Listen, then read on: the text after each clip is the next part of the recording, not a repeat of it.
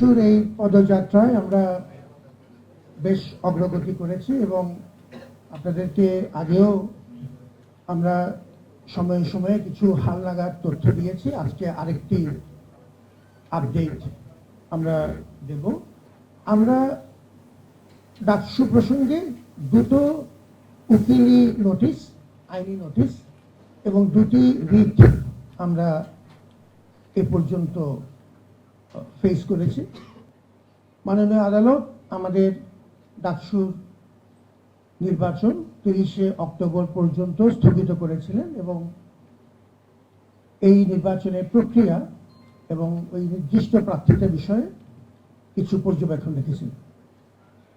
এর পরবর্তীতে আমাদের চেম্বার জজ আদালতে আমরা আমাদের আইনজ্ঞের মাধ্যমে, আমাদের নির্বাচন কমিশনের পরামর্শে এবং আমাদের ছাত্রদের ব্যাপক আগ্রহের পরিপ্রেক্ষিতে আমরা সঙ্গে সঙ্গে চেম্বার জজ আদালতে আমাদের ওই রায়ের বিরুদ্ধে আপিল করেছিলাম এবং আপনারা জানেন যে সেই আপিলে এবং এই ঘটনাটি 3-4 ঘন্টার মধ্যেই উপস্থাপিত হয়েছে এবং সেই আপিলে আমাদের মহামান্য হাইকোর্টের যে আদেশ সেটি স্থগিত করা হয়েছে এবং আমি আমাদের আইনজ্ঞ প্যানেলের বিজ্ঞ সদস্যবৃন্দের 2-3 জনের সাথে কথা বলেছি যে এর সহজ ভাষা, এর অর্থ কি।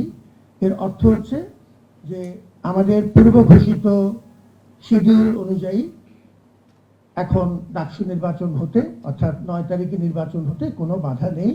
সেই বিষয়টি আমাদেরকে আমাদের আইনজ্ঞ মহল আমাদেরকে আশ্বস্ত করেছেন। আগামীকালকে ওই মামলার শুনানি আছে। যেহেতু মামলাটি একটি বিচারাধীন প্রক্রিয়ার মধ্য দিয়ে যাচ্ছে, আমরা এই বিষয়ে আমি আর কোনো মন্তব্য করব না। তবে আমি ধন্যবাদ জানাচ্ছি এই প্রক্রিয়ার সাথে জড়িত আমাদের শুভানুধ্যায়ী, আমাদের আইনজ্ঞ মহল, আমাদের শিক্ষার্থীরা যারা সর্বাবস্থায় আমাদেরকে সহযোগিতা করেছেন। আমি আগেও বলেছি যে ডাকসু নির্বাচন একটি চ্যালেঞ্জিং প্রক্রিয়া এবং এই বিষয়ে কোনো রাগঢাক নেই।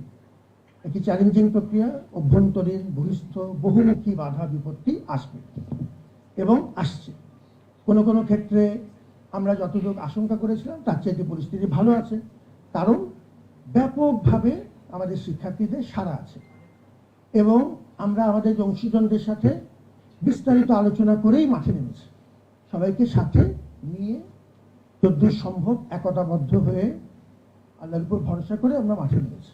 আমরা খুব কাছাকাছি সময়ে চলে এসেছি।